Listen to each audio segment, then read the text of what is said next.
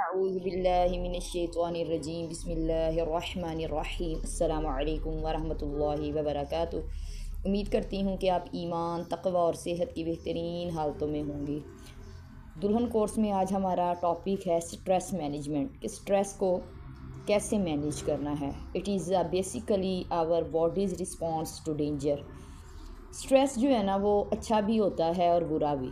برا تب بنتا ہے جب اعتدال سے ہٹ جاتا ہے۔ اس کا مطلب ہوتا ہے کہ آپ رک جائیں۔ اگر ہم ہر چیز کو جنگ بنا لیں گے اور اس پر شدید ریئیکشن دیں گے تو ہم ہر وقت حالت جنگ میں رہیں گے، اس لیے ہم نے قطعاً ایسا ہرگز نہیں کرنا۔ سٹریس سے جو ہے وہ جسمانی، جذباتی اور نفسیاتی مسائل درپیش ہوتے ہیں، اور اگر کسی مسئلے کو آپ شروع سے نہیں پکڑیں گے تو وہ بڑھ جائے گا۔ بہت سی باتوں پر خیر ہے کہنے کی عادت ڈالیں۔ اس کو اپنا چاہیں تو تقیہ کلام بنا لیں تاکہ آپ کی زندگیوں میں سٹریس کم ہو۔ اب سٹریس کی وجہ تلاش کریں، پھر اس چیز کو قبول کریں جسے آپ بدل نہیں سکتے، یا اسے بدل دیں جسے آپ قبول نہیں کر سکتے۔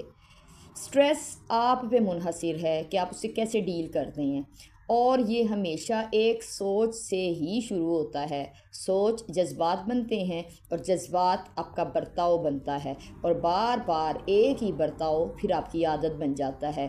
تو اس لیے کوشش کریں کہ سٹریس اچھا لیں، برا نہ لیں، اس کو برا مت بنائیں، کیونکہ پھر جب یہ ایک عادت بن جائے گی تو یہ آنے والی نسلوں کے لیے جو ہے وہ مسئلہ کریٹ کرے گی۔ سوچ کو پکڑو اس سے پہلے کہ سوچ تمہیں پکڑ لے۔ منفی سوچوں کو وسوسہ کہتے ہیں، اور وسوسے سے تو پناہ مانگی جاتی ہے۔ منفی سوچ اور منفی سیلف ٹاک سے بچنا ہے، غیر حقیقی توقعات نہیں رکھنی۔ سٹریس کا پلگ جو ہے نا وہ آپ نکال دیں اپنی زندگیوں سے۔ ایمان کے لیول کی طرح سٹریس کا لیول بھی اوپر نیچے ہوتا رہتا ہے۔ آپ ورزش، deep breathing, meditation, self care اور خود احتسابی کر کے سٹریس کو کم کر سکتے ہیں۔ اور اس کے لیے سب سے پہلے آپ اپنا تعلق اللہ سے مضبوط کریں، دعا کو لازم پکڑیں، صبر و شکر کریں، درگزر کو اپنا لیں، تو آپ کی زندگیوں میں یہ بہتر ہو جائے گا، آپ کی زندگی حسین ہو جائے گی۔ اپنی جنگوں کو چننا ہے کہ کس بات پہ غصہ کرنا ہے، کس پہ نہیں کرنا، کس پہ سٹریس لینا ہے، کس پہ نہیں لینا، کس بات کو جانے دینا ہے۔ وسوسوں اور منفی سوچوں سے بچنا ہے، اور اپنی تکلیف کا موازنہ دوسروں سے نہیں کرنا۔